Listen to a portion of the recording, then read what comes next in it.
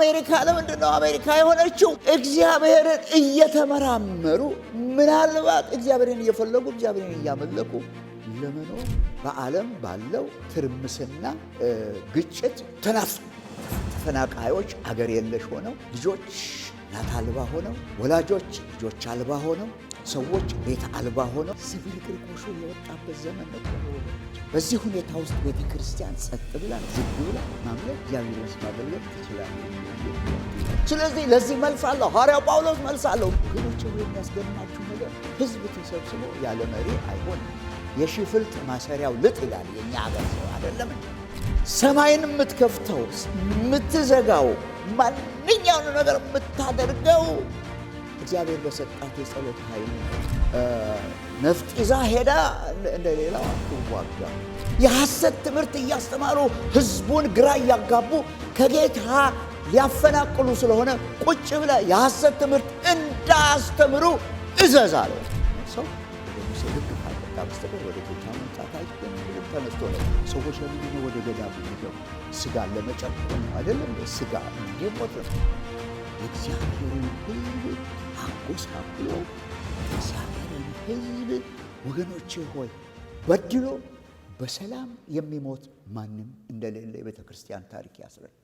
እግዚአብሔር የፊቱን ብርሃን በእናንተ ላይ ያብራ፣ ጸጋውን ሰላሙን ይስጣችሁ፣ ከሰጣችሁት በላይ ጌታ ይስጣችሁ። በሰጣችሁት ስጦታ ደግሞ እግዚአብሔር መንግሥቱን እያሰፋ ሌሎችንም ይባርክ። ጌታ ይባርካችሁ።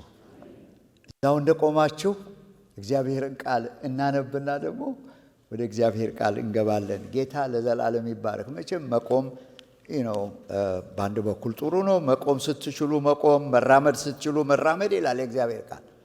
መተኛትና መቀመጥ ብዙ ጊዜ ያደክማል አይደለም እንዴ? ስለዚህ እንድንቆም የረዳን እግዚአብሔር ለዘላለም ስሙ ይባረክ። እንድንራመድ የረዳን እግዚአብሔር ለዘላለም ስሙ ይባረክ። እንድንሮጥ የረዳን ለዘላለም ስሙ ይባረክ። እንድንተኛም ጸጋን ያበዛልን ለዘላለም ስሙ ይባረክ። ጌታ የተባረከ ይሁን። በጣም ደስ ብሎኛል። እግዚአብሔር ይባረክ። የሚገርማችሁ ነገር ቅድም ዶክተር አምሰል የዚህን የጤና ባለሙያዎችን አገልግሎት ሲያስተዋውቅ እግዚአብሔር እጅግ የተመሰገነ ይሁን። እግዚአብሔር ለሰው ለቤተ ክርስቲያን የሚሰጠው ገንዘብ አይደለም። ቤተ ክርስቲያንን ሲያበለጽግ እግዚአብሔር ሰዎችን ነው የሚሰጠው። ብልጽግናው ያለው በሰዎች ውስጥ ነው።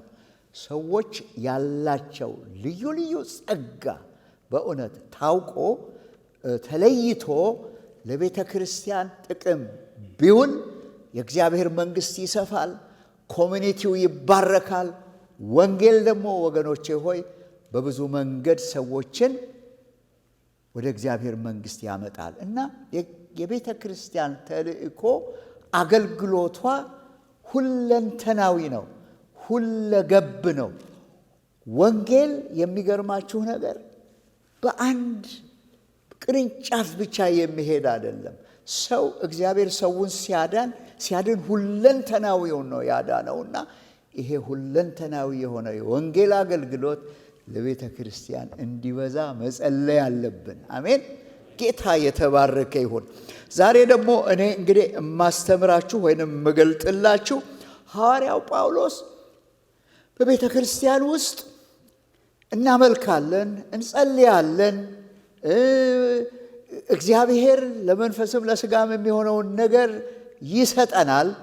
ነገር ግን ይሄ ሁሉ ሆኖ ጸጥ ብለን ዝግ ብለን ሰላምን አግኝተን እግዚአብሔርን መስለን የምንኖረው በምን አይነት ድባብ ውስጥ ነው? የሚገርም ነው አይደለም? ሐዋርያ ጳውሎስ ይህን ያስተምረናል። አሜን። በጌታ በኢየሱስ ክርስቶስ ስም ይህንን ከአንደኛ ጢሞቴዎስ ምዕራፍ 2 ላይ አነብና እንጸልይና እግዚአብሔር እንደሰጠን ጸጋ ደግሞ ትንሽ ምንባቡን ለመግለጥ ለመተንተን እሞክራለሁኝ። ጌታ ለዘላለም የተባረከ ይሁን። በጌታ በኢየሱስ ክርስቶስ ስም አነባዋለሁ። አንደኛ ጢሞቴዎስ ነው ምዕራፍ 2 ከቁጥር 1 እስከ 10 ድረስ ያለውን ብቻ አነባለሁ። በጌታ በኢየሱስ ክርስቶስ ስም እንግዲህ ይላል፣ እንግዲህ እግዚአብሔርን በመምሰልና በጭምትነት ሁሉ ጸጥና ዝግ ብለን እንድንኖር ልመናና ጸሎት፣ ምልጃና ምስጋና ስለ ሰዎች ሁሉ፣ ስለ ነገሥታትና ስለ መኳንንትም ሁሉ እንዲደረጉ ከሁሉ በፊት እመክራለሁ። ሰዎች ሁሉ ሊድኑና እውነትን ወደ ማወቅ ሊደርሱ በሚወድ በእግዚአብሔር በመድኃኒታችን ፊት መልካምና ደስ የሚያሰኝ ነው። አንድ እግዚአብሔር አለና በእግዚአብሔርና በሰው መካከል ያለው መካከለኛው ደግሞ አንድ አለ፣ እርሱም ሰው የሆነ ክርስቶስ ኢየሱስ ነው። ራሱንም ለሁሉ ቤዛ ሰጠ። ይህም በገዛ ዘመኑ ምስክርነቱ ነበረ። እኔም ለዚህ ነገር አዋጅ ነጋሪና ሐዋርያ በእምነትና በእውነትም የአሕዛብ አስተማሪ ለመሆን ተሾምኩ። እውነት እናገራለሁ፣ አልዋሽም። እንግዲህ ወንዶች በስፍራ ሁሉ አለቁጣና አለክፉ ሐሳብ የተቀደሱትን እጆቻቸውን እያነሱ እንዲጸልዩ እፈቅዳለሁ። እንዲሁም ደግሞ ሴቶች በሚገባ ልብስ ከእፍረትና ራሳቸውን ከመግዛት ጋር ሰውነታቸውን ይሸልሙ። እግዚአብሔርን እንፈራለን ለሚሉት ሴቶች እንደሚገባ መልካም ማድረግ እንጂ በሹሩባና በወርቅ ወይም በዕንቁ ወይም ዋጋው እጅግ በከበረ ልብስ አይሸለሙ ይላል። ሌላውን አላነበውም፣ እናንተ አነቡት። እግዚአብሔር የተባረከ ይሁን። አዲሱ መደበኛ ትርጉም ትንሽ ገለጽ ባለ ሁኔታ ያቀርበዋል። እንግዲህ ከሁሉ አስቀድሞ ልመናና ጸሎት፣ ምልጃና ምስጋና ለሰዎች ሁሉ፣ ለነገሥታትና ለባለሥልጣናት ሁሉ እንዲደረግ አሳስባለሁ። ይኸውም በእውነትና መንፈሳዊ ሕይወት በቅድስና ሁሉ በሰላምና በጸጥታ እንድንኖር ነው። ይህ በእግዚአብሔር ባዳኛችን ፊት ደስ የሚያሰኝ ነው። እርሱ ሰዎች ሁሉ እንዲድኑ እውነትን ወደ ማወቅ እንዲደርሱ ይፈልጋል። አንድ እግዚአብሔር አለና ደግሞም በእግዚአብሔርና በሰዎች መካከል አንድ አስታራቂ አለ፣ እርሱም ሰው የሆነው ክርስቶስ ኢየሱስ ነው። ራሱንም ለሰዎች ሁሉ ቤዛ አድርጎ ሰጠ። ይህም በትክክለኛ ጊዜ ተመስክሮለታል። እኔም ለዚህ ነገር የምሥራች አብሳሪ ሐዋርያ፣ እንዲሁ ለአሕዛብ እውነተኛ እምነት አስተማሪ ሆኜ ተሾምኩ። እውነቱን እናገራለሁ፣ አልዋሽም። እንግዲህ ይልና ወንዶች ሁሉ በሁሉም ቦታ ያለ ቁጣና ያለ ክርክር የተቀደሰ እጆቻቸውን ወደ ላይ በማንሳት እንዲጸልዩ እፈልጋለሁ። እንዲሁም ሴቶች በጨዋነትና ራስን በመግዛት ተገቢ የሆነ ልብስ ይልበሱ እንጂ በሹርባ ወይም በዕንቁ ወይም ዋጋቸው ውድ በሆነ ልብሶች አይሽቀርቀሩ። ነገር ግን እግዚአብሔርን እናመልካለን የሚሉ ሴቶች ሊያደርጉ እንደሚገባ በመልካም ተግባር ይዋቡ ይላል። ኦ ጌታ ለዘላለም ስሙ ይባረክ። ኢየሱስ ድንቅ አድራጊ ነው ወገኖቼ ሆይ። ኢየሱስ እጅግ የሚወደን አምላክ ነው። እንዲሁ በድንግዝግዝ ውስጥ ያልተወን ጌታ ለዘላለም ስሙ ይባረክ። ክብርና ምስጋና ለእርሱ ይሁን። ያስተምራቸው ዘንድ መንፈሱን ሰጣቸው ነው የሚለው። ያስተምረን ዘንድ መንፈሱን ሰጥቶናል። ይህ የሚያስተምረው የጌታ መንፈስ በቅዱስ ቅባቱ በእያንዳንዳችን ውስጥ አለ። በእናንተ ውስጥ አለ፣ በእኔ ውስጥ አለ። መንፈስ ቅዱስ በቃሉ አብርሆት፣ በቃሉ ደግሞ ብርሃን ይህንን የሰጠንን የእግዚአብሔርን ቃል ይግለጥልን ወገኖች። እኔን መሳሪያ ያድርግ፣ አንደበቴን ይንካ፣ አእምሮዬን ይቀድስ፣ በሰውነቴ ሁሉ ጌታ በክብሩ ለእናንተ የሚገልጠውን ይግለጥ። ወገኖቼ የሆነ አልናገር፣ መንፈስ ቅዱስ በቃሉ ውስጥ ይናገር። በዚህ ውስጥ ደግሞ ለእናንተ የሚያስፈልጋቸው፣ ለሕዝቡ የሚያስፈልጋቸው እግዚአብሔር በልባቸው እንዲቀርጽ፣ በአእምሮአቸው እንዲሰርጽ፣ ይኸውም ደግሞ ለሕይወታቸው መመሪያ ሆነው እግዚአብሔርም በመምሰል እንድንኖር እግዚአብሔር ይርዳል። ክብርና ምስጋና ለእግዚአብሔር ይሁን።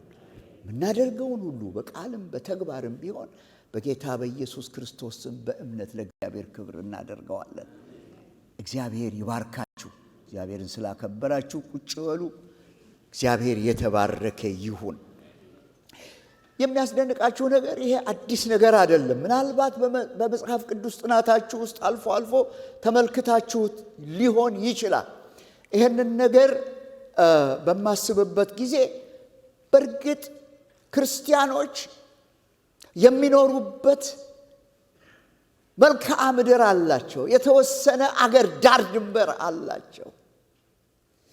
ሐዋርያው ጳውሎስ እግዚአብሔር የገለጠለት ሰው በሐዋርያ ሥራ 17 ላይ ሰዎች ለምንድን ነው ዳር ድንበር የተሰጣቸው? ለምንስ ነው እግዚአብሔር ደግሞ በየጎሳው በየዘሩ ከፋፍሎ መልክዓ ምድር ሰጥቶ ያስቀመጣቸው የሚለውን በቀላሉ ይመልስልናል። እና ሐዋርያው ጳውሎስ እንደዚህ ይላል፣ እግዚአብሔር ከአንድ ሰው ሰዎችን ፈጥሮ ይላል። ከአንድ ሰው ሰዎችን ፈጥሯል። ነገር ግን ደግሞ መጽሐፍ ቅዱስ እንደሚያስረዳ እነዛ ከአንድ ሰው የተፈጠሩ ሰዎች ወገኖቼ ሆይ እግዚአብሔር አዳምና ሔዋን ኃጢአት ከሰሩ በኋላ አለ በየጎሳው በየምኑ ነው ተበታት ነው። እነዚህ the nations የሚባለውን ነገር መቼም ማጥናት አለባችሁ። ሰው እንዴት ነው ወደ ዓለም የተሰራጨው የሚለውን ማወቅ ይኖርብናል እንደ ክርስቲያኖች። እና እግዚአብሔር ያንን አልጠላም።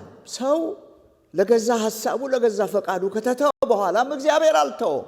ስለዚህ እግዚአብሔር ኢትዮጵያውያን ለተባለ ሕዝብ በዛች መልክዓ ምድር አይደለ ድንበር ከልሎ በዚያች መልክዓ ምድር እንዲኖሩ ያደረገው ለምንድን ነው ብሎ ሐዋርያው ጳውሎስ ሲናገር ምናልባት እየተመራመሩ እግዚአብሔርን ያገኙትና ያመልኩት እንደሆነ ብሎ ነው። አለቀ። አሜሪካ ለምንድን ነው አሜሪካ የሆነችው? እግዚአብሔርን እየተመራመሩ ምናልባት እግዚአብሔርን እየፈለጉ እግዚአብሔርን እያመለኩ ለመኖር እንዲህ ዓላማ ሐሳቡ ያ ነው። ነገር ግን ያ እንዳይሆን ደግሞ ወገኖቼ ሆይ ጠላት የሚያተራምሰው ሰዎችም ከጠላት ጋር ተባብረው የሚያደርጉት ስርዓትን የማቃወስ ሰላም እንዳይኖር የማድረግ ነገር አለ። ይሄ በተለይ አሁን ያለንበት ሁኔታ ይሄንን ይገልጣል። የትኛውም የዓለም ክፍል ሂዱ፣ የትኛውም የዓለም ከጽንፍ እስከ አጽናፍ ሄዱ፣ ቤተ ክርስቲያን በሰላም ዲግሪ አለው። ጸጥ ብላ ዝግ ብላ እግዚአብሔርን የምታመልክበት የምትጸልይበት የወንጌል ስራን የምትሰራበት የምታሰማራበት ነው ወይስ ደግሞ በዓለም ባለው ትርምስና ግጭት ተፈናቃዮች አገር የለሽ ሆነው ልጆች እናት አልባ ሆነው ወላጆች ልጆች አልባ ሆነው ሰዎች ቤት አልባ ሆነው ዝብርቅርቆሹ የወጣበት ዘመን እኮ ነው ወገኖች። በዚህ ሁኔታ ውስጥ ቤተ ክርስቲያን ጸጥ ብላ ዝግ ብላ ማምለክ እግዚአብሔርን ማገልገል ትችላለች ወይ የሚለውን ጥያቄ ለእናንተ ነው መተው። ስለዚህ ለዚህ መልስ አለው ሐዋርያው ጳውሎስ መልስ አለው። መልሱ የሚያስደንቅ ነገር ነው። እነዚህን መልእክታተ ምጋቤ ወይንም ደግሞ the pastoral epistles ነው የተባሉ እነዚህን የጻፈው ሐዋርያው ጳውሎስ በተለይ እነዚህ ቲቶ እና ጢሞቴዎስ የሱ ደቀ መዛሙርት ስለነበሩ ቤተ ክርስቲያንን አደራጅቶ ወንጌልን ሰብኮ ህብረተሰብን አከማጅቶ እንዲሁ ጥሎ አልሄደም እና ምንድነው የሚላቸው? በመጀመሪያ ደረጃ እንዴት አድርጋችሁ እንደምታደራጁ፣ እንዴት አድርጋችሁ ስርዓት እንደምታስይዙ፣ እንዴት አድርጋችሁ ደግሞ እንደምትመግቡ፣ እንዴት አድርጋችሁ ህዝቡን ከሐሰተኛ ትምህርት እንደምትጠብቁ ብሎ ማስጠንቀቂያ ሰጥቶ እነዚህን የእሱ ደቀ መዛሙርት የሆኑትን ይሾማቸዋል። ሐዋርያው ጳውሎስ መልእክታተ ምጋቤ ወይንም the pastoral epistles የተባሉት የሚለዩት ከሌሎቹ እነዚህ በተለይ ለቲቶና ለጢሞቴዎስ አድሬስድ የሆኑ ናቸው።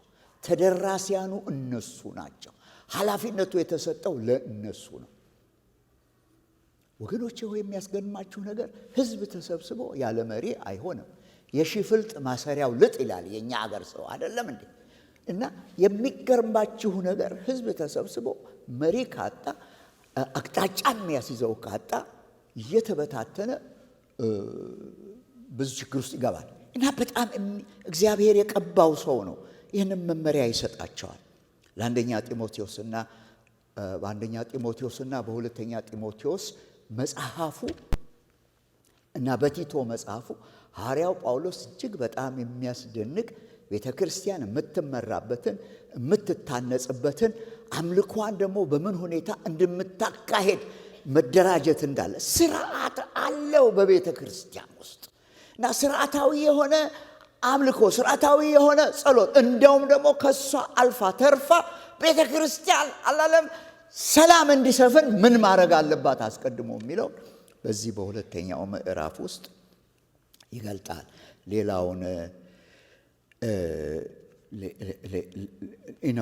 ለመግለጥ ጊዜ የለንም እና የሚገርማችሁ ነገር እጅግ በጣም እግዚአብሔርን ስለ ሐዋርያው ጳውሎስ አመሰግነዋለሁ። እንኳን በብርሃን አንደባሎ ያ አሳዳጅ የነበረውን የክርስቶስ በቃ እውነተኛ ተከታይና እውነተኛ ሊቀ ሐዋርያ ሆነው ያስነሳው እግዚአብሔር አዋቂ ስለሆነ እና የሚገርም ሰው ነው ሐዋርያው ጳውሎስ። እግዚአብሔር ምን አይነት መገለጥ በመንፈሱ እንደሰጠው ያስደንቀኛል። እኔ እና ይሄ ሰው ሁሉንም ነገር የሚያስፈልገውን ነገር ለቤተ ክርስቲያንም ሆነ ለግለሰብ የሚያስፈልገውን ነገር በዚህ በጽሁፎቹ አስቀምጦልናል እና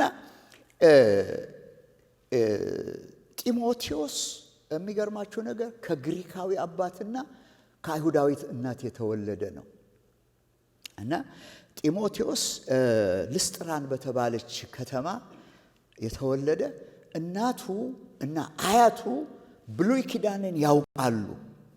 ብሉይ ኪዳንን በሚገባ የተረዱ ናቸው። አባትየው አሕዛብ ይመስለኛል።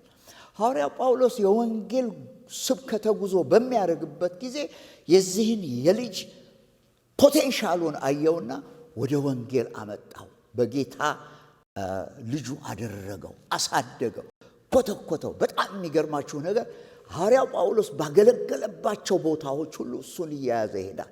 ልክ ክርስቶስ ኢየሱስ ሐዋርያቱን ያደርግ እንደነበረ ማለት ነው። የሚሰራውን ያሳያ፣ የሚሰብከውን ይሰማል።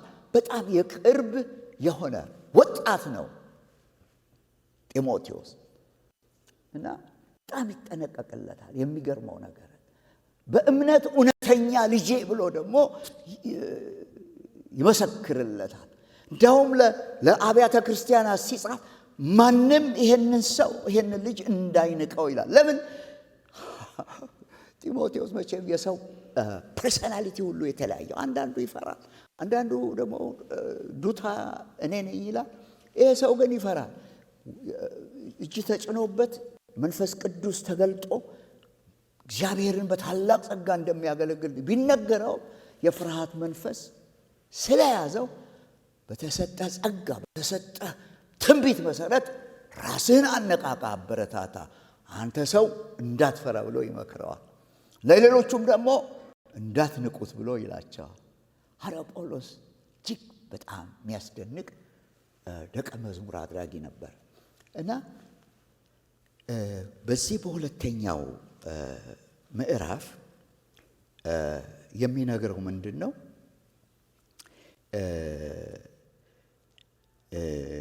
አንደኛ በቤተ ክርስቲያን ውስጥ መደረግ ያለበት ጸሎት፣ መደረግ ያለበት አምልኮ ስርዓት አለው። ምክንያቱም ይሄ እጅግ ኢምፖርታንት ነው። ቤተ ክርስቲያን ኃይሏን የምትገልጠው፣ ሰማይን የምትከፍተው፣ የምትዘጋው፣ ማንኛውን ነገር የምታደርገው እግዚአብሔር በሰጣት የጸሎት ኃይል ነው።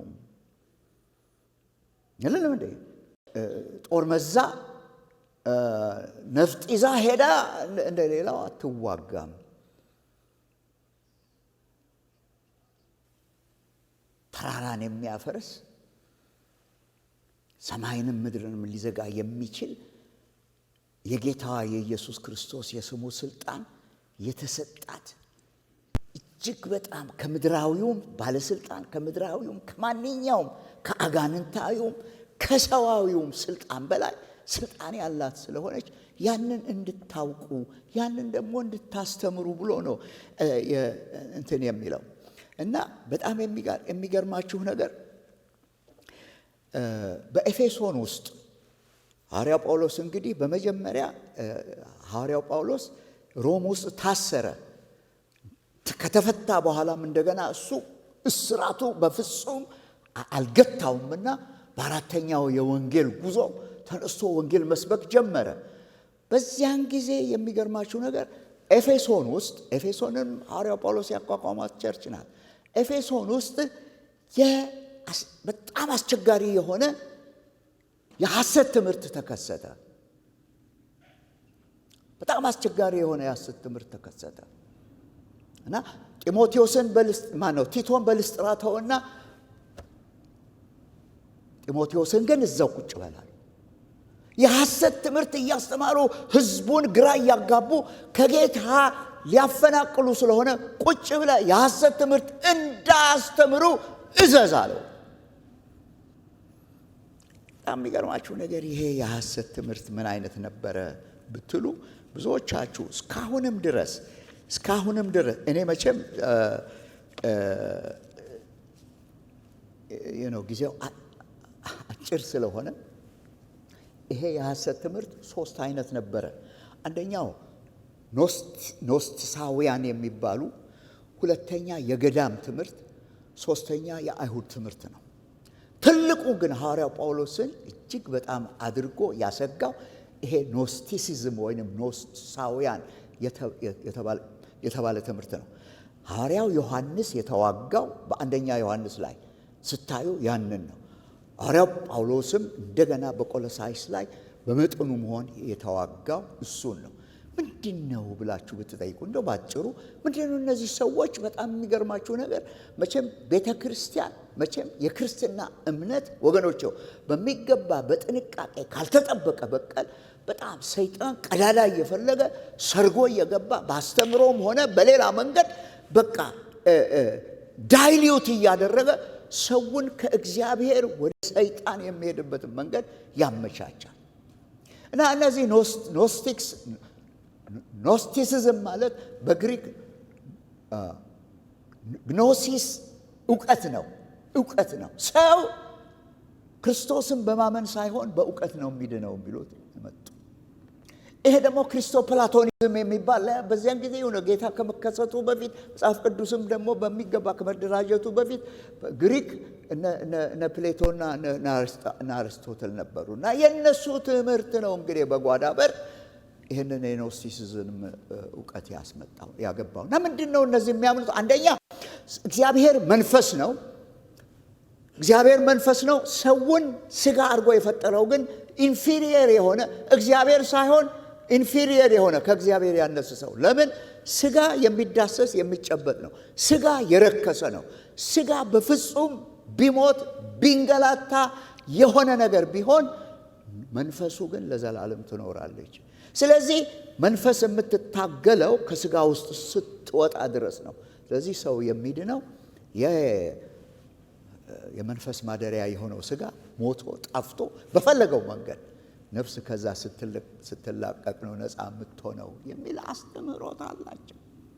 ይሄ በጣም አስቸጋሪ ነው። በጣም ከባድ ነው። እስካሁን ድረስ እንኳን የሚገርማችሁ ነገር እስካሁን ድረስ እንኳን ዘልቆ ገብቶ አሁን ለምሳሌ ትሰማላችሁ ትምህርቶችን። ሰው መንፈስ ነው፣ የሚድነው መንፈሱ ነው። በመንፈሱ ከዳነ በስጋው የፈለገውን ነገር ቢያደርግ ወደ እግዚአብሔር መንግሥት ይገባል። ይሄንን ኮምፕሊትሊ 100% እርግጠኛ ሆነው ያስተምሩዋል። እኔ አያለሁኝ በኢትዮጵያ ምድር በዩቲዩብ ላይ የሚሰበክ ትምህርት አለ። እግዚአብሔር ከዛ ይጠብቃችሁ ወገኖች፣ እግዚአብሔር ከዛ ይጠብቃችሁ። ኢየሱስ ክርስቶስ ለምን በስጋ ተገለጠ? እንደዛ ከሆነ ለምን መላእክት አልመጡ? እንደዛ ከሆነ ኢየሱስ ክርስቶስ በስጋ የተገለጠው እኮ ሰው ወገኖቼ ሁለንተናዊ ደህንነትን እንዲያገኝ ነው። ኢየሱስ ክርስቶስ ስለ መተላለፋችን ቆሰለ፣ ስለ በደላችን ደቀቀ፣ የሰላማችን ተግሣጽ እርሱ በራሱ ላይ ተቀበለ፣ በመገረፉ ቁስል ተፈወስን ሲል የተገረፈው እኮ ስጋው ነው። ይሄ አሁንም ቢሆን በአንድ መልኩ ሰርጎ ገብቶ ቤተ ክርስቲያንንም እያፋጀ ያለ ነው። ስለዚህ ይህንን ተዋጋ ነው የሚለው፣ ይህንን ተዋጋ ይለዋል። እና ይህንን የኖስቲሲዝም ትምህርት የአይሁዲ ትምህርት ደግሞ የሙሴ ሕግ ነው፣ የበላይ ነው። ሰው ወደ ሙሴ ሕግ ካልመጣ በስተቀር ወደ ጌታ መምጣት አይችልም የሚልም ተነስቶ ነበር። ሌላው ከዚሁ ከኖስቲሲዝም ጋር የተያዘው የገዳም ትምህርት ነው። ሰዎች ለምንድን ነው ወደ ገዳም የሚገቡ? ስጋን ለመጨቆን ነው አይደለም? ስጋ እንዲሞት ነው። ገዳም እኮ ገብተው ታውቃላችሁ? 7 ቀን 14 ቀን የማይበሉ አሉ። ይሄ ስጋው ኮምፕሊትሊ ከደከመ ሰው በቃ በመንፈሱ ከእግዚአብሔር ጋር ተገናኝቶ ኦልሞስት ዲቫይን ይሆናል የሚል እምነት ያላቸው አሉ። ይሄ ስህተት ነው አያችሁ። ስለዚህ ይህንን መዋጋት አለባችሁ ብሎ ነው የሚመክራቸው። እንግዲህ ይህንን በሚጽፍበት ጊዜ አሁን ሐዋርያው ጳውሎስ በመጀመሪያ ይህንን ትምህርት ተቃውሞ፣ ሁለተኛ ነገር ደግሞ ምን አድርጉ አለ? ጸልዩ አለ። የሚያስደንቃችሁ ነገር ነው። ከሁሉ አስቀድሞ ጸልዩ፣ እግዚአብሔርን በመምሰልና በጭምትነት ሁሉ። እንግዲህ የሚለው የላኛውን ካዘዘ በኋላ እግዚአብሔርን በመምሰልና በጭምትነት ሁሉ ዝግ ብለን እንድንኖር ልመናና ጸሎት፣ ተመልከቱ፣ ልመናና ጸሎት፣ ምልጃና ምስጋና ስለ ሰዎች ሁሉ፣ ስለ ነገሥታትና ስለ መኳንንትም ሁሉ እንዲደረግ ከሁሉ በፊት እመክራለሁ።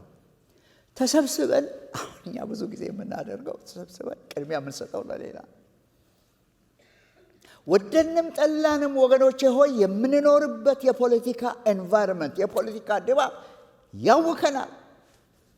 ስለዚህ ያንን ደግሞ በትክክል ስርዓት ማስያዝ የምንችለው እንዴት ነው የሚለውን ነገር ሐዋርያው ጳውሎስ መልስ ይሰጠናል። አስቀድሞ ከሁሉ በላይ የሚገርም ነገር፣ ይህንን ነገር ደግሞ በሚጽፍበት ጊዜ ሐዋርያው ጳውሎስ ኤፌሶን፣ ሌሎችም ቤተ ክርስቲያን በምን አይነት የፖለቲካ ድባብ ውስጥ ነበሩ የሚለውን በመጠኑ ልግለጥላቸው። ይሄን እንደው ታሪካዊ ዳራው ብዙ ነው። ግን በዚያን ጊዜ የሚገርማችሁ ነገር ይሄ መልእክታተ ምጋቤ በተጻፈበት ጊዜ የሮማ አገዛዝ ነበረ። በቃ በቤተ ክርስቲያን ላይ ጸሎና በቃ ቤተ ክርስቲያንን እጅግ በጣም አስቸግሮ የነበረና በዚያን ጊዜ ማን ነው? በተለይ ኔሮ የተባለ ንጉሥ ነበረ። ኔሮ እንዴት ወደ ስልጣን መጣ ብላችሁ ትንሽ በምመለከትበት እጅግ በጣም ያስደንቃል። እና የኔሮ እናት አግሪፒና ትባላለች። እቺ ሴትዮ እጅግ በጣም ይሄ በውርስ ይተላለፋል ባህሪ የሚባለው እውነት ነው። አግሪፒና የተባለች ሴትዮ የንጉሥ ቀላውዲዮስ 5ኛ ሚስቱ ናት። አግሪፒና ምንም ነገር የማያረካት ኃይለኛ ሴት ነበረች። እና አግሪፒና ባሏ ሲሞት ምን ታደርጋለች? ቀላውዲዮስን ታገባለች። ቀላውዲዮስ አጎቷ ነው። ካኔ ኢማጂን ለምን ንጉሥ ዓላማ አላት። እና ከቀላውዲዮስ ማንን ታረግዛለች? ኔሮን ታረግዛለች። ቀላውዲዮስ ደግሞ ዙፋኑን የሚወርስ ከሌላ የተወለደች እሱ አምስተኛ ሚስቱ ናት። ሌላው ትሞት አትሞት አላቅም፣ ግን ሌላ ልጅ ነበረው። ይሄ ልጅ ገና ማይነር ነበረ። ገና ንጉስነቱን ዘውዱን እንደሚወርስ ስለምታውቅ ይሄንን ልጅ በመርዝ ታስገድለዋለች። ለምን? ኔሮ የሷ ልጅ እንዲነግስ። እንደው የሰው ክፋት ጽም እንደው ዳርቻው ምን ያህል እንደሆነ እንድታውቁ ነው ይሄንን የምናገረውና ካስገደለችው በኋላ አሁን ለኔሮ ስርዓተ መንግስቱን እንዲወርስ ታመቻችለታለች። ከዛ በኋላ ይሄ ንጉሱ እንደውም እንደሚባለው እሱንም በመርዝ ገደለች ነው የሚባለው። የተረጋገጠ ነገር የለም። እሱ ሲሞት አሁን የመንግስቱ የዙፋኑ ወራሽ ማን ሆነ? ኔሮ ሆነ። ኔሮ ልክ በ17 ዓመቱ ነው የነገሰው። እና ሴትዮዋ ምን ታደርጋለች? አይ ይሄንንማ ካደረኩ በኋላ አንተ ብቻህን ስልጣን ልትይዝ አትችልምና ብላ ስልጣን ለመካፈል ትፈልጋለች። ልጅም ስለሆነ ኦኬ ብሎ ይፈቅድላታል። በዛ በሚታተመው ከረንሲ ላይ በአንድ መልክ የሱ በሌላ መልክ የሷ ይታተማል። ለምን? ስልጣኑ የሁለቱም ነው። ስለዚህ ኔሮን ተጠቅማ ሮምን ለመግዛት ፈለገች ማለት ነው እቺ ሴትዮ። በኋላ ይሄ ሰውዬ ሲነቃ፣ ይሄ ልጅ ሲነቃ የሷን ኮንትሮል በጭራሽ አልቻለውም። እሱም ደግሞ የእናቱ ተንኮል አላለም። ያው ስለተጋባበት ከተገዳደራት በኋላ እምቢ ስላለችው ቀስ ብሎ እሷንም ደግሞ አስገደላት። አሁን ስልጣንን ለብቻው ያዘ ነው ኔሮ። ወጣት ነው፣ መካሪ የለውም። ምንም ነገር የሚገታው ሰው አልነበር። ምንም ነገር። ከዚህ በኋላ ኔሮ ስልጣን ከያዘ በኋላ የሚገርማችሁ ነገር እናትየው ያጋባችውን ሴት ፈታና ደግሞ አንዲት ሌላ ያገባች ግን በጣም ኤክሰንትሪክ የሆነች ሴት አገባች። ከዛ በኋላ ሁለቱ ተጋጩ። እቺ ሁለተኛ ያገባች ሴት ደግሞ የመጀመሪያዋን ሚስት ገደለቻት። አረገዘችለት ለኔሮ። እቺ ሁለተኛዋ ሲያይ ጊዜ ደግሞ ተናደደ መሰለኝ። አንድ ቀን በቃ እንደ መስከር አድርጎ እቺን ሁለተኛ ሚስቱን ከነጽንሷ ደብድቦ አሰናበታት። ይሄ ሰውዬ በቃ ሚዘው ሃይ የሚለው ጠፋ። ሴኔት አለ። ከዛ በኋላ ኔሮ በቃ ፈላጭ ቆራጭ ሆነ። እጅግ በጣም የሚያስደንቅ ነው። እና ሴኔቱም ኮንትሮል ሊያደርገው አልቻለም። ክርስቲያኖችን በጣም ጠላ። ለምን? ራሱ ህሊናውን የሚገታ አስተምህሮ ስለነበረ። ከዚያ በኋላ ኔሮ እንዴት አድርጌ ክርስቲያኖችን ላጥፋ አለ። አንድ ዘዴ ፈጠረና የሱ የሚሰራውን ቪላ ቦታ ለማስፋት በአካባቢው ያለውን ቤት አቃጠለ ማለት ነው። ያን ጊዜ ከተማው በሙሉ ተቃጠለ። ዘ ግሬት ፋየር ኦፍ ሮም የሚባል ነገር። በዚያን ጊዜ ይሄን ያደረጉት ክርስቲያኖች ስለሆኑ እነሱ ለአውሬ ይሰጡ ይገደሉ ብሎ ትእዛዝ አወጣ። ክርስቲያን ከዚያ በኋላ ፐርሲኪዩት መሆን ጀመረ። እንደ ክርስቲያን የተሰቃየ አልነበር። በዚህ ድባብ ውስጥ ነው ሐዋርያው ጳውሎስ ጸጥና ዝግ ብለን እንድንኖር ቤተ ክርስቲያን ምን ታድርግ አለ?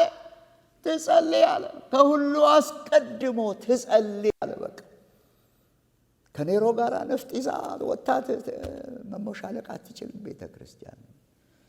እና በኋላ ግን በጣም የሚገርማችሁ ነገር ኔሮ አደረገ የሚሰራውን ስራ ሰራ። በ29 ዓመቱ 120 ፊት የሆነ የሱ ምስል ያለበትን ሐውልት አቆመና ሰው ሁሉ ለዛ ሐውልት ይስገድ፣ እኔን ያክብረኛል። በዚህ ጊዜ ግጭት መጣ፣ ከሴኔቱ ጋር ግጭት መጣ። ከዚያ በኋላ ሴኔቱ ከስልጣን እንዲፈናቀል ወይንም ደግሞ አንድ ነገር እንዲሆን አዘዘ። በዚህ ጊዜ ኔሮ እጅግ ፈራ፣ መደበቅ ጀመረ። እሞታለሁ ብሎ በቃ ይሄ ፓራኖያ ያዘው። ሰው የቀረበውን ሰው ሁሉ መግደል ጀመረ። ከዚያ በኋላ የሚያሳዝነው ነገር የኔሮ መጨረሻ መጠጠኛና በየዝሙት ቤቱ እያደረ በቃ ልክስክስ ሰው ሆነ። በዚህን ጊዜ የሮም ስም ጠፋ ብለው ሴኔት ፈረደበት። እንዳይሞት በየጥሻው በየጓደኛው ቤት እየተደበቀ ሳለ በመጨረሻ የወንድ ጓደኛውን አገባ፣ ጌ ሆነ። አሳዝንም። መጨረሻ የሚያደርገውን ሲያጣ መርዝ ጠጥቶ ራሱን አጠፋ። ምናልባት የሐዋርያው ጳውሎስ የጸሎት ምክር ሰርቶ ይሆን እላለሁ። የእግዚአብሔርን ሕዝብ አጎሳቁሎ የእግዚአብሔርን ሕዝብ ወገኖቼ ሆይ በድሎ በሰላም የሚሞት ማንም እንደሌለ የቤተ ክርስቲያን ታሪክ ያስረዳል። በዚህ ታሪካዊ ዳራ ውስጥ ነው እንግዲህ እንደው በመጠኑ ለማስረዳት ያህል ልመናና ጸሎት፣ ምልጃና ምስጋና ለሰዎች ሁሉ፣ ለነገስታትና ለባለስልጣናት ሁሉ ይደረግ። ያ ባለስልጣን ክፉ ሆነ፣ አመፀኛ ሆነ፣ ግፈኛ ሆነ፣ does not matter ይደረግ አለ። ይሄ ትእዛዝ ነው። በመጀመሪያ ደረጃ ቅድሚያ ይሰጠው ነው የሚለው። በቤተ ክርስቲያን ውስጥ ቅድሚያ ይሰጠው ነው የሚለው እና የሚገርማችሁ ነገር ጸሎትንም በዚህ መንገድ ይከፋፍለዋል ሐዋርያው ጳውሎስ። ልመናና ጸሎት፣ ምልጃና ምስጋና። ጸሎት ሁሉ አንድ አለ። ጸሎት እኮ ወገኖች በጣም የሚገርም ነገር ነው። ራሱን የቻለ አርት ነው በመጽሐፍ ቅዱስ ውስጥ። እንደው ዝም ብሎ እኮ አይደለም አይደለም፣ እንዲሁ እኮ ዝም ብሎ አይደለም እና ይከፋፍለዋል። ኤፌሶን 6ም ላይ እንደዚህ ይላል፣ በሁሉ አይነት ጸሎትና ልመና በማንኛውም ሁኔታ በመንፈስ ጸልዩ፣ ይህንንም በማሰብ ንቁ፣ ለቅዱሳንም ሁሉ በትጋት ልመና አቅርቡ ይላል። እና ሐዋርያው ጳውሎስ ለምንድን ነው የከፋፈለው? አያችሁ፣ ይሄ ልመናና ጸሎት ነው? ልመናና ጸሎት ሲል በሕግ ቋንቋ ፔቲሽነሪ ፕሬየር ነው። የኃጢአት ይቅርታን ለማግኘት፣ የዕለት እንጀራን ለመቀበል፣ ከጠላት ጥቃት ነፃ ለመውጣት፣ እርዳታን ለማግኘት፣ መንፈስ ቅዱስን ለመቀበል፣ ምሪትን ለመቀበል፣ በጠላት ላይ እንዲፈረድ የሚጠየቅ ጥያቄ ሁሉ ይሄ ፔቲሽነሪ ፕሬየር ነው። ልመናና ጸሎት ነው ወዘተርፈ። ምልጃ ግን ከዚህ የተለየ። የምልጃ ጸሎት የጣልቃ ገብነት ጸሎት ነው። በመካከል የመቆም ጸሎት ነው። ውክልናዊ ጸሎት ነው። በፈረሰው በኩል በእግዚአብሔርን ፊት መቆም ማለት ነው። ስለ ሌሎች የመማለድ ጸሎት ነው። ትልቁ ማላጅ ኢየሱስ ክርስቶስ መሆኑን አውቆ የሱን ሥራ መጋራት ማለት ነው።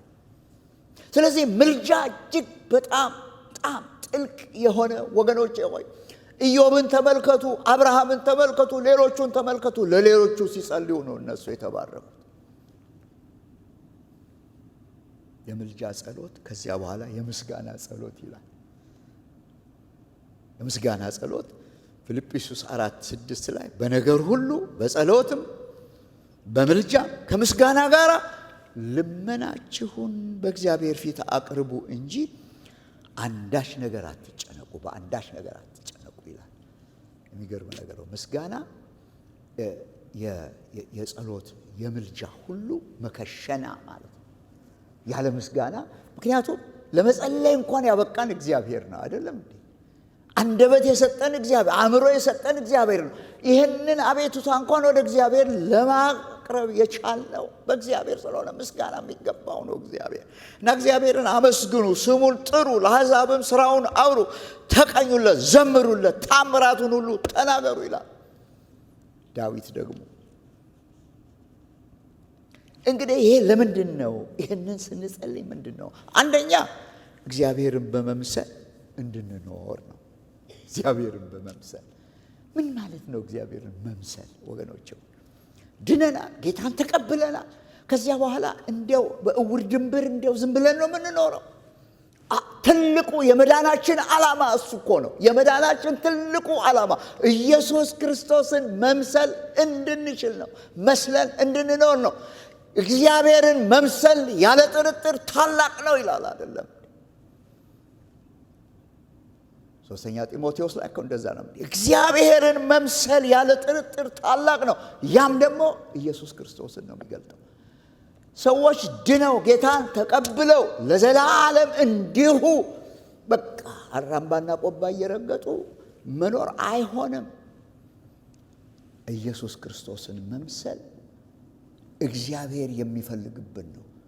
እግዚአብሔርን መምሰል ትልቁ ትጋታችን እዛ ላይ ነው መሆን ያለበት። አለበለዚያማ እንዴት ነው ከዓለም የምንለየው? አይደለም እንዴ? በምንድነው ሰው እኛንና የዓለም ሰው የሚለየው? ምናችን ነው እግዚአብሔርን የሚመስለው? እስቲ አንዳንዴ ሳየው ማለት ያኔ ሶሪ እናንተን መክሰስ ያለ ራሴ አንዳንዴ ሳየው ምን ነው እግዚአብሔርን የሚመስለው? እግዚአብሔር ኦፍ ኮርስ በመልኩ በምሳሌው ፈጥሮኛል። ግን ምን ዲስቲንክት የሆነ ካራክተር ሌሎቹን አትራክት የሚያደርግ በዚያ ቤት እግዚአብሔር አለ የሚያሰኝ ምንድነው ብዬ ራሴን ጠይቃለሁ። ዓለም የሚያደርገውን አደርጋለሁ። ዓለም እንደሚሄድ እሄዳለሁ፣ እንደሚራመድ እንደሚናገር እናገራለሁ። ስለዚህ እግዚአብሔርን መምሰል ጸሎት እኮ ወገኖቼ ሆይ ትልቅ ኃይል አለው። እግዚአብሔርን መምሰል የሚቻለው ይህ የጸሎት ኃይል በቤተ ክርስቲያን እንዴ የጠፋን ይመስላል፣ ይመልሳል ጸሎት እና እግዚአብሔርን መስለን እንድንኖር በቅድስና በሰላምና በጸጥታ እንድንኖር ጭምትነት ሁሉ ጸጥና ዝግ ብለን እንድንኖር። ይሄን ደግሞ እኛ ለምሳሌ እግዚአብሔርን መስለን ለመኖር ብንፈልግ የውጭው ያውከናል። አሁን ማን ነው ኦነስትሊ ነው የትም ቦታ ብትሄዱ አይናችሁ የሚያው ጆሮአችሁ የሚሰማው። ኢቭን አሁን አንዳንድ ጊዜ ከባለቤቴ ጋር ሄዳለሁ የሆነ ዲፓርትመንት ስቶር አናነገለው እግዚኦ እዚህ ደረሰ እንደ ዋጋው ድሮ አንድ ጋሪ ሙሉ በቃ ጭነው የሚሄዱ ሰዎች ደግሞ ዛሬ እንጃ 3-4 ነገር why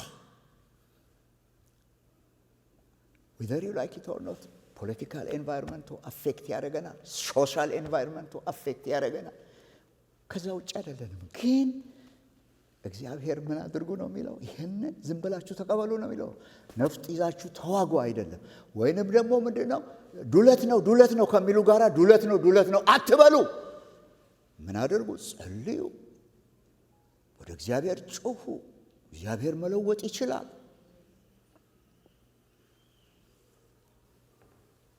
ዛባላ ደግሞ ሰዎች ሁሉ ሊድኑና እውነትን ወደ ማወቅ ሊደርሱ በሚወድ በእግዚአብሔርና በመድኃኒታችን ፊት ይሄ መልካምና ደስ የሚያሰኝ እግዚአብሔር የፈቀደው ይሄ ጸሎት እግዚአብሔር የፈቀደው ነው ደስ የሚሰኝበት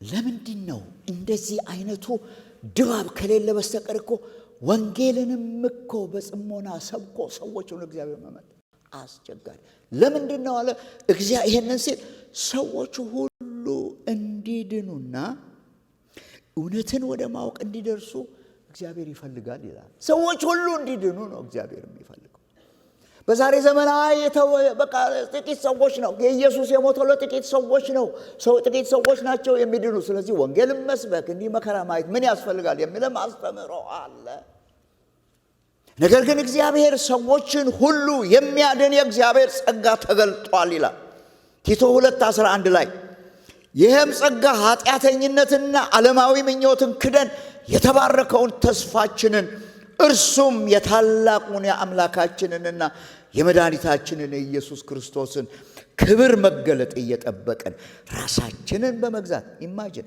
ራሳችንን በመግዛት በጽድቅ እግዚአብሔርን በመምሰል በአሁኑ ዘመን እንድንኖር ያስተምረናል ጸጋ የጽድቅ አስተማሪ ነው የቅድስና አስተማሪ ነው ራስን የመግዛት አስተማሪ ነው መድኃኒታችንም ይላል ከአመጽ ሁሉ እንዲቤዠን መልካሙን ሁሉ ለማድረግ የሚቀናውን ገንዘቡም የሆነውን ሕዝብ ለራሱ እንዲያነጻ ለራሱ እንዲቀድስ ስለኛ ነፍሱን ሰጥቷል ስለኛ ጌታ ነፍሱን ሰጥቷል በጣም የሚገርም ነገር እና እግዚአብሔር ሁሉ እንዲድኑ ኦፍ ኮርስ ዩኒቨርሳሊዝም አይደለም ያንን ነፍሱን የሰጠውን ጌታ አምነው ተቀብለው በእርሱ ተስፋ አድርገው ከጨለማ ወደ ብርሃን ከሰይጣን መንግስት ወደ እግዚአብሔር መንግስት ከአዳማዊነት ወደ አዳማዊ ዳግመኛ ተወልደው በእግዚአብሔር መንግስት ውስጥ እንዲኖሩ እግዚአብሔር ይፈልጋል። ለዚህ ነው ኢየሱስ ክርስቶስ ሕይወቱን የሰጠው። እግዚአብሔር መንግስት ውስጥ ደግሞ ስንኖር እግዚአብሔር መንግስት ስርዓት እግዚአብሔር መንግስት ደግሞ ስታንዳርድ ጠብቀን ነው እንጂ እግዚአብሔር መንግስት ውስጥ ኖረ የዓለምን ስታንዳርድ ጠብቀ እንደፈለገ ተዘበራርቀ ከኖርክ አመጽ አለ ይላል። ከአመጽ መዳን አስቸጋሪ ነው እና ሐዋርያው ጴጥሮስም ለአንዳንዶች የሚዘገይ እንደሚመስላቸው ጌታ ስለ ተስፋ ቃሉ አይዘገይም፣ ነገር ግን ሁሉ ወደ ንስሐ እንዲገቡ እንጂ ማንም እንዳይጠፋ ወዶ ስለ እናንተ ይታገሳል ይላል።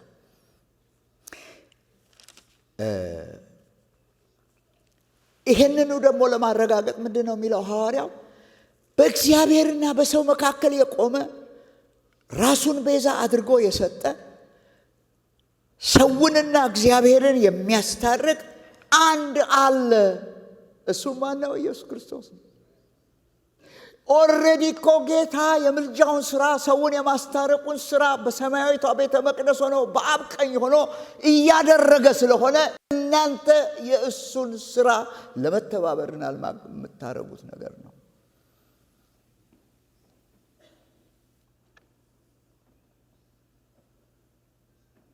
ዛሬ ወገኖች ማንም አይደለም በእግዚአብሔርና በሰው መካከል የቆመ ማንም አይደለም። በእግዚአብሔርና በሰው መካከል የቆመ አንድ ጌታ ኢየሱስ ፍጹም ሰው ፍጹም አምላክ የሆነ የሚስተካከለውና የሚያህለው የሌለ ማንም ሰው ሆነ መልአክ ሆነ ቅዱስ ነኝ ይበል ይሄን ሊያደርግ የሚችል የለም። ይሄ ደግሞ ትልቁ ወገኖች የእምነታችን መልህቅ ነው። አንዳንድ ጊዜ ቅዱስ ገሌ ከእግዚአብሔር ጋር ያስታርቀናል የሚሉ አስተምህሮቶች አሉ።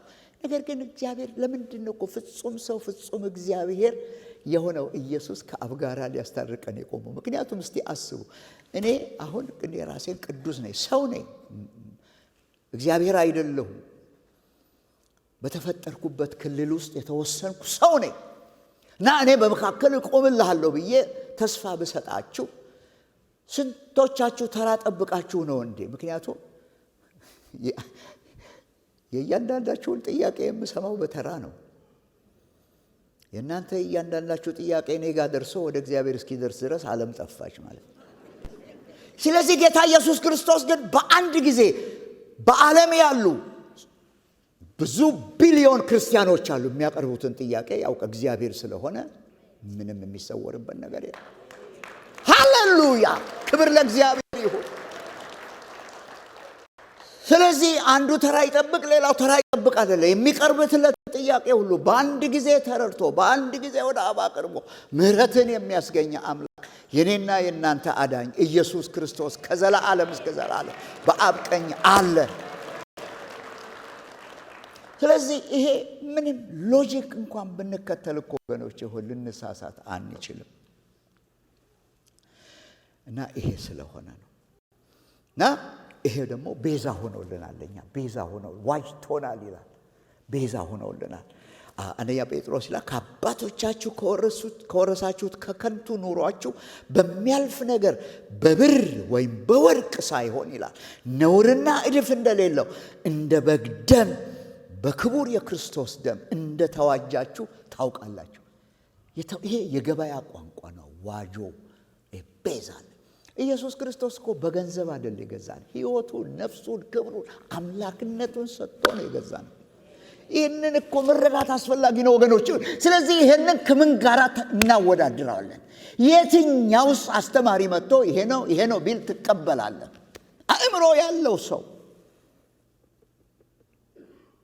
ብር አልተከፈለ፣ ወርቅ አልተከፈለ፣ ገንዘብ አልተከፈለ፣ ሕያው የሆነው እግዚአብሔር ዘላለማዊ የሆነው ጌታ ዓለምን የፈጠረ ጌታ ምድር ወርዶ በማርያም ድንግል ማህፀን ውስጥ ስጋ ለብሶ ሰው ሆኖ ወደ ምድር መጥቶ መከራና ስቃያችንን ተቀብሎ ሃሌሉያ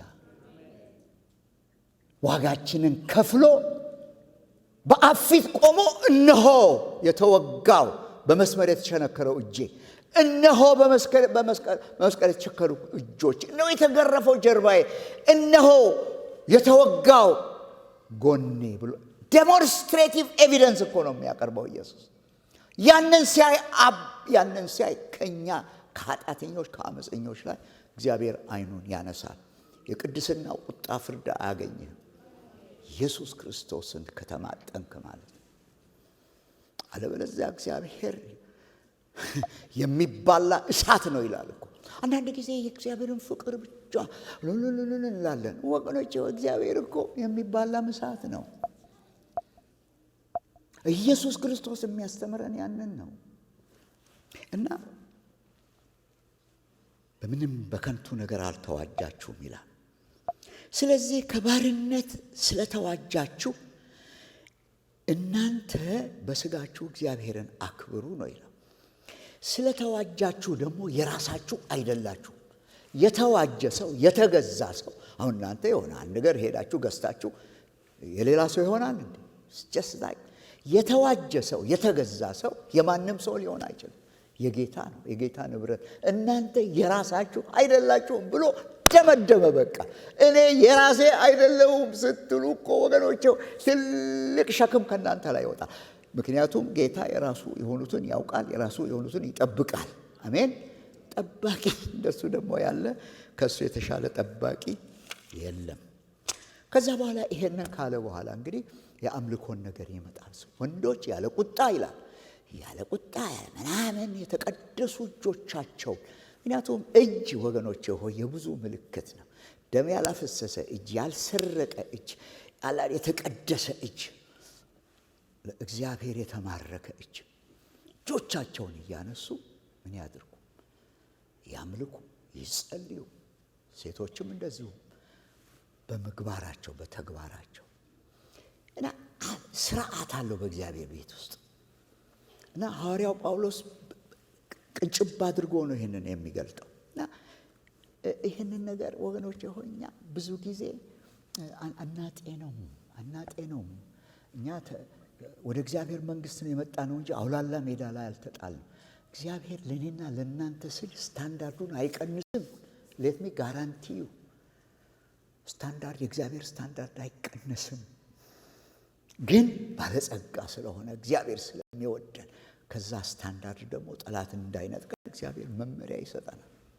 እግዚአብሔር ለዘላለም የተባረከ ይሁን። እንግዲህ ጸልዩ አለ። ስለዚህ በምን ኤሪያ ነው የምንጸልየው ብለን ደግሞ ማሰብ አለብን። በምን ኤሪያ ነው? ለምንድን ነው በምን ኤሪያ እንጸልይ? የሚገርማችሁ ነገር መጽሐፈ ምሳሌ ላይ አንደኛ እንዲድኑ ይላል እኮ። እንዲድኑ እነዚህ ሰዎች እንዲድኑ። የዳነ ሰው ብቻ ነው ከአመፅ ነፃ የሚወጣው። የዳነ ሰው ብቻ ነው ከሰይጣን ሬልም ነፃ የሚወጣው። የዳነ ሰው እኮ ወገኖች እንደዚህ እንደ ኔሮ አሁን ክፉ ሊሆን ይችላል። የዳነ ሰው ጌታን ያገኘ ሰው እንደዛ ጨካኝ ሊሆን ይችላል። በመጀመሪያ ደረጃ እንዲድኑ እነሱ ነፍሳቸው እንዲዋጅና ወደ እግዚአብሔር መንግስት እንዲመጣ ተግታችሁ ጸልዩ። ከዚያ በኋላ ደግሞ እንደ እግዚአብሔር ቃል መጽሐፍ ቅዱስ እንደሚለው መጽሐፈ ምሳሌ ላይ ነገስታት በእግዚአብሔር ጥበብ ይነግሳሉ ይላል። ገዢዎችም ትክክል የሆነውን ሕግ ይደነግጋሉ። መሳፍንትም ሹማምንትም ከእግዚአብሔር በሚሰጣቸው ጥበብ ሕዝቡን ያስተዳድራሉ ይላል። ከእግዚአብሔር በሚሰጣቸው ጥበብ ሕዝቡን ያስተዳድራሉ።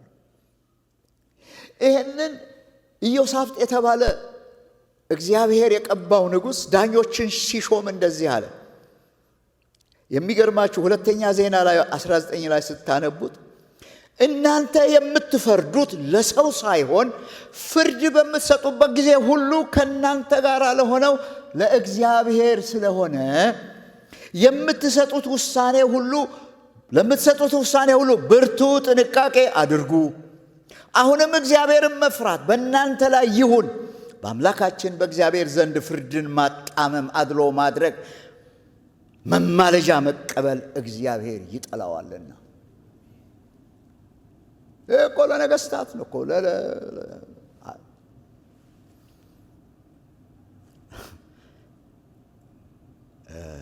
ሌላው ደግሞ ራሱ ሮሜ ላይ በምታዩበት ጊዜ መንግስት ይላል ባለስልጣናት፣ የመንግስት ባለስልጣናት ወንጀለኞችን፣ ክፉ አድራጊዎችን ለመቅጣትና ለሕግ አክባሪዎች ግን መልካሙን ለማድረግ የእግዚአብሔር አገልጋዮች ናቸው ይላል። ምን ማለት ነው? የተሰጣቸውን ኃላፊነት በሚገባ በመወጣት የፖለቲካ፣ የኢኮኖሚ፣ የሶሻል፣ የህብረተሰብ ፍትህ በአገሪቱ እንዲሰፍን ነው። ፍትህ ለማስፈን ምን ማድረግ አለባቸው? ሕግና ስርዓትን ማስከበር አለባቸው። ወንጀለኛ እንደፈለገው ተለቆ ወንጀሉን የሚሰራ ከሆነ፣ መልካም ያደረገውም ደግሞ አብረው ከወንጀለኛው ጋር የሚቀጣ ከሆነ በጥበብና በማስተዋል በፈሪሃ እግዚአብሔር ልብ ህዝቡን እንዲያስተዳድሩ ሰላምና ጸጥታን እንዲያሰፍኑ ነው። አለበለዛ ከአንድ ቦታ ወደ ሌላ ቦታ መጓዝ ካልተቻለ ወንጌልስ እንዴት ይሰበካል? የእግዚአብሔርስ ቃል እንዴት ይሮጣል? ፕራክቲካል ነው ይሄ። ሐዋርያው በጣም ፕራክቲካል ነው። ነገር ግን አንድ ደግሞ መረሳት የሌለበት ጉዳይ አለ። ሐዋርያው ጳውሎስ ይሄ ሁሉ ሲሆን አንድ መርሳት የሌለባችሁ ነገር አለ።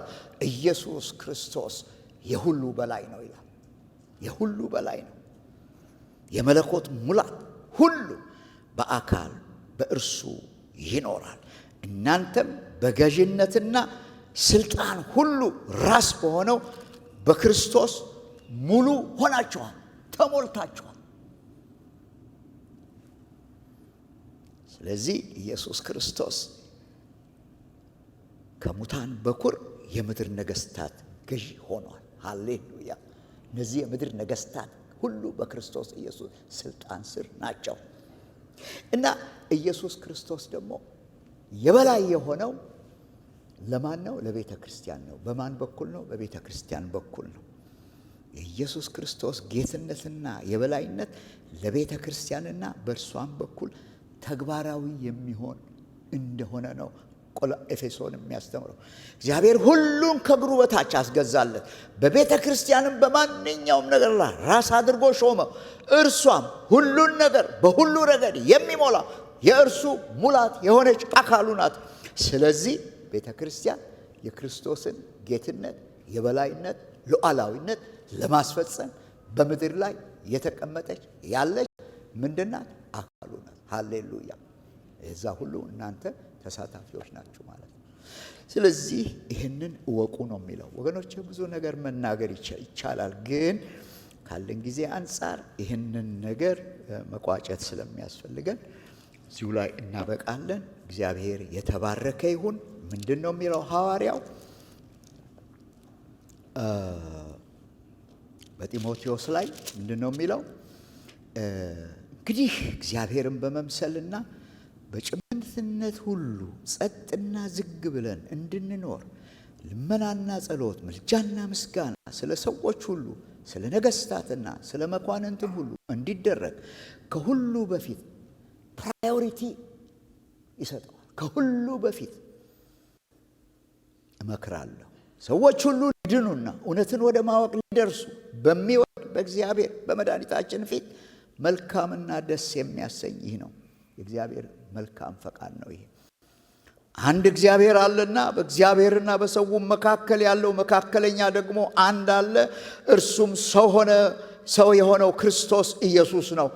ራሱን ለሁሉ ቤዛ ሰጠ። ይህም በገዛ ዘመኑ ምስክርነቱ ነበረ። እኔም ለዚህ ነገር አዋጅ ነጋሪና ሐዋርያ በእምነትና በእውነትም የአሕዛብ አስተማሪ ለመሆን ተሾምኩ አለ። እውነትን እናገራለሁ፣ አልዋሽም። እንግዲህ ወንዶች በስፍራ ሁሉ አለ ቁጣና አለ ክፉ ሐሳብ የተቀደሱትን እጆቻቸውን እያነሱ እንዲጸልዩ እፈቅዳለሁ። እንዲሁም ደግሞ ሴቶች በሚገባ ልብስ ከፍረትና ራሳቸውን ከመግዛት ጋር ሰውነታቸውን ይሸልሙ፣ እግዚአብሔርን እንፈራለን ለሚሉት ሴቶች እንደሚገባ መልካም በማድረግ እንጂ በሽሩባና በወርቅ ወይም በእንቁ ወይም ዋጋው እጅግ በከበረ ልብስ ይሄ በዛን ጊዜ ትንሽ እንደው ጊዜ ስለሌለ ነው እንጂ በኤፌሶን የነበሩ የኤፌሶን ቤተክርስቲያን ከምን እንደወጣ ታውቃላችሁ? በዚያን ጊዜ ከምን አይነት ሁኔታ ወጥተው ነው ሴቶች ወደ ቤተክርስቲያን የሚመጡ?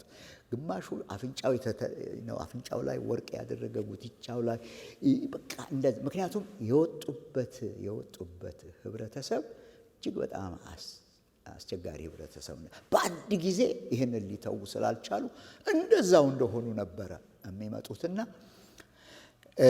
ነሰሰሪሊ እናንተ ይሄንን ታረጋላችሁ ለማለት አይደለም፣ ግን የሚያደርግ ቢኖር ምናልባት ለማለት ነው አይደል? እግዚአብሔር የተባረከ ይሁን። አይዟችሁ፣ ጌታ ቸር ነው። ሃሌሉያ! እልልታና ጫጫታ የሚያመጣ ትምህርት አይደለም። ሆሊ ስፒሪት የእግዚአብሔር ስም የተባረከ ይሁን። የእግዚአብሔር ስም የተባረከ ይሁን። መንፈስ ቅዱስ ወገኖቼ ሆይ የእውነት መንፈስ ነው። የእግዚአብሔር ቃል የእውነት ቃል ነው። ክርስቶስ እኔ እውነት ሕይወት ነኝ ያለ አምላክ ነው። ክብር ለእግዚአብሔር ይሁን። ክብር ለኢየሱስ ክርስቶስ ይሁን። እግዚአብሔር ቸር ነው። እንዴት ያለ ቃል ነው እኮ የሚሰጠው በሐዋርያው አማካይነት። ለዚህ ወገኖቼ ሆይ እስቲ ተነሳና ጸልየን እዛ በኋላ እንፈጽማለን። እግዚአብሔር ለዘላለም የተባረከ ይሁን። እንዴት እንደምንጸልይ ደግሞ እግዚአብሔር አስቀድሞ በሁለተኛ ዜና 7:14 ላይ መንገዱን ነግሮናል። ምንድነው የሚለው? በስሜ የተጠራው ሕዝቤ ይላል ራሱን አዋርዶ ቢጸልይ ፊቴን ቢፈልግ ከክፉ መንገዱ ቢመለስ ከሰማይ ሰማዋለሁ፣ ኃጢአቱን ይቅር እላለሁ፣ ምድሩንም እፈውሳለሁ፣ ፖለቲካውን እፈውሳለሁ፣ ኢኮኖሚውን እፈውሳለሁ። ሃሌሉያ! እግዚአብሔር ታማኝ አምላክ ነው። እግዚአብሔር ኃያል አምላክ ነው። እግዚአብሔር ቅዱስ አምላክ ነው። ራፓኮላሪያሎማ ሳንታ ሄሎሪያ ማማ ሃሌሉያ! እውነተኛ አምላክ ነው። የቃል ኪዳን አምላክ ነው። እግዚአብሔር ያለውን የሚያደርግ አምላክ ነው። እንደኔና እንዳናንተ አይደለም። እግዚአብሔር ይዋሽ ዘንድ ሰው አይደለም። እግዚአብሔር። ክብር ለእግዚአብሔር ይሁን። የዘላለም አባትና አምላክ ስምህ ለዘላለም ይባረክ። ስለሰጠህን የቃል ጊዜ፣ ስለሰጠህን ምክር፣ በመንፈስህ ደግሞ በእኛው ስለምትሰራ ጌታ ሆይ፣ አዎ አምላካችን ሆይ እንደ ቃልህ እንደ ትእዛዝህ እንድንኖር ጌታ ከሁሉ አስቀድሞ ጌታ ሆይ በሰጠህን ስልጣን መሰረት ወደ ጸጋ ዙፋንህ ቀርበን የተበላሸውን ፖለቲካ፣ የተበላሸውን ኢኮኖሚ፣ የተበላሸውን ማንኛውንም ነገር እንዲቃናና እንዲፈወስ ጌታ ሆይ ዘወትር በፊትህ እንድንጮህ ጸጋን እንድታበዛልን እለምናለሁ። በጌታ በኢየሱስ ክርስቶስም ሕዝብህ ጌታ ሆይ እንዳይሰለች በጉልበቱ ተንበርክኮ ወደ አንተ እንዲጮህ ፈውስ ያለው በዛ ስለሆነ አምላኬ ሆይ ይጸጋ እንዲበዛልን እጸልያለሁ። ለእኔ ይብዛልኝ ጌታ ሆይ፣ ለአገልጋዮች ይብዛ ጌታ ሆይ። በጌታ በኢየሱስ ክርስቶስ ስም ደግሞ እጸልያለሁ ጌታ ሆይ እግዚአብሔር ሆይ በነገስታትና ጌታ ሆይ በመኳንንት ዙሪያ ያሉ እግዚአብሔርን የማያውቁ የሰራዊት አምላክ በክፉ የተያዙ ካሉ በኢየሱስ ክርስቶስ ስም ልባቸው ለወንጌል ይከፈት። የሰራዊት ቅዱስ እግዚአብሔር አንተ በዚህም በዚያም ትናገራለህ።